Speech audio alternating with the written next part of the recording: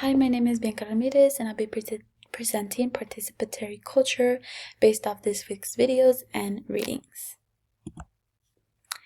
The videos mention how participatory culture are online communities that use media to share, connect, and learn from each other based on a similar interest.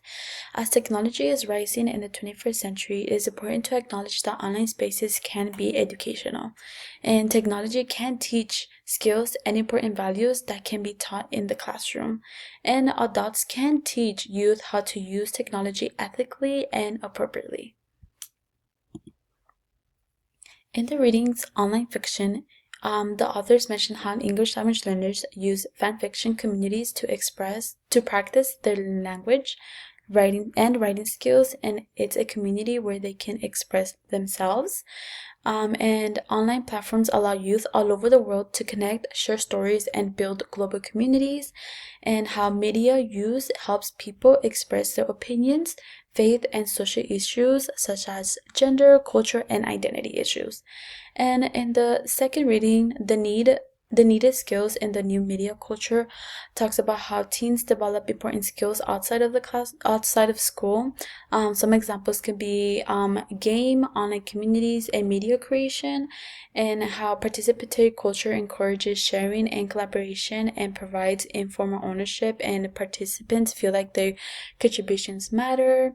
And in online spaces, everyone can create, remix, and circulate content.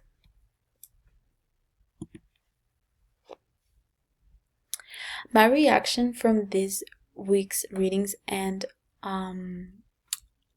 videos is that I agree with this week's readings and videos because technology can teach adolescents important skills, and these skills can be only taught outside of the classroom. I found it interesting how participatory culture can bring different points of views from all over the world, and everyone has different backgrounds, and it can be beneficial to learn from one another.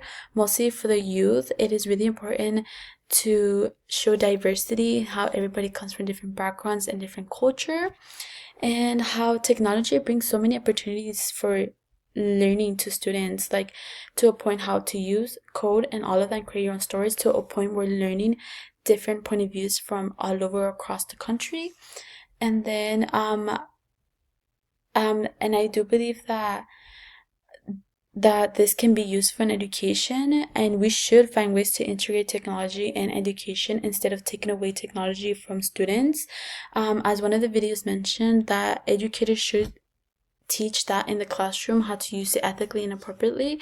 And an example that I could think about in my own experience is that I remember in elementary, my teachers found ways to integrate games and technology and in our learning. For example, Minecraft was really popular back then in my elementary age. So we were learning about history. So my teacher integrated Minecraft by us building a historical building, and it was super fun way for us to learn about historical building. It increases engagement and more learning of that building because we're actively interacting with it.